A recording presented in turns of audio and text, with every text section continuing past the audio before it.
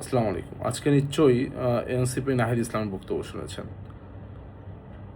যে ছাত্রলীগের কেউ যদি চায় তারাও এনসিপিতে যোগ দিতে পারবে। আসলে বাংলাদেশের রাজনীতিটাই স্বাধীনতার পর থেকে এমন হয়ে আসছে। বিভিন্ন রাজনৈতিক দল বিভিন্ন যুগের চাহিদা অনুযায়ী বা সময়ের প্রয়োজনে বারংবার প্রতিষ্ঠা লাভ করেছে, কিন্তু কিছুদিন যেতে না যেতেই তারা বাংলাদেশের জনগণের যে আকাঙ্ক্ষা সেখান থেকে অনেক দূরে সরে গিয়েছে এবং জনগণের যে আকাঙ্ক্ষা, জনগণের যে স্বপ্ন, সেই স্বপ্ন বারংবার ভঙ্গ করেছে। আজকে নিশ্চয়ই আপনারা যখন এই বক্তব্যটি শুনেছেন, জুলাই আগস্ট গণ অভ্যুত্থানে আমার ঢাকা বিশ্ববিদ্যালয়ের যে নারী শিক্ষার্থী তন্নি সহ অসংখ্য নারী শিক্ষার্থীকে ছাত্রলীগের যে টোকাইরা এসে, সন্ত্রাসীরা এসে মারপিট করেছিল, তাদের চোখ থেকে পানি ঝরেছে। নিশ্চয়ই জুলাই আগস্ট গণ অভ্যুত্থানে যারা সারাদিন আন্দোলন করে রাতে ভয়ভীত সন্ত্রস্ত থাকতেন যে আন্দোলনে আমরা জয়লাভ করব কি করব না, আমাদেরকে সারা জীবনের জন্য জেলে যেতে হবে কি হবে না, আমাদেরকে ফাঁসির কাস্টে ঝুলতে হবে কি হবে না, আদৌ এই প্রাণ নিয়ে বেঁচে থাকতে পারবো কি পারবো না, নিশ্চয় তাদের হৃদয়ে আজ রক্তক্ষরণ হয়েছে।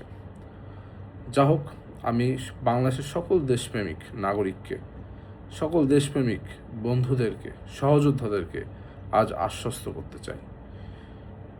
স্বাধীনতা পরবর্তী বাংলাদেশে এরকম অনেক রাজনৈতিক দল এসেছে যারা মানুষের স্বপ্ন নিয়ে বারংবার ধূলিসাৎ করেছে, মানুষকে স্বপ্ন দেখিয়েছে এক, সেই স্বপ্ন ভঙ্গ করে এক ধরনের প্রতারণার আশ্রয় নিয়েছে।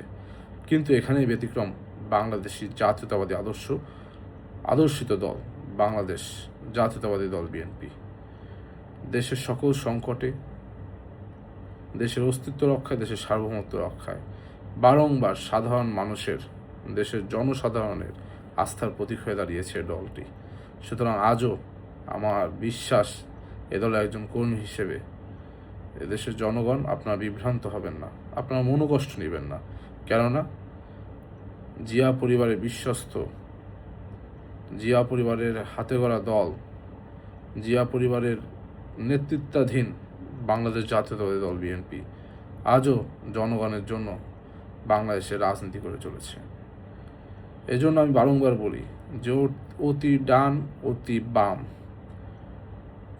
অথবা মধ্যম কারো জন্যই নয়, বাংলাদেশ পন্থায় বিশ্বাসী বাংলাদেশ জাতীয়তাবাদী দল সকলের আশ্রয়স্থল হিসেবে, সকলের আস্থার জায়গা হিসেবে পূর্বেও ছিল, এখনও আছে ইনশাআল্লাহ।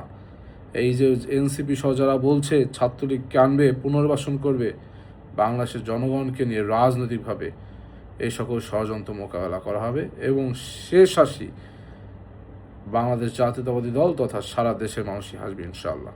সবাইকে ধন্যবাদ। আসসালামু আলাইকুম।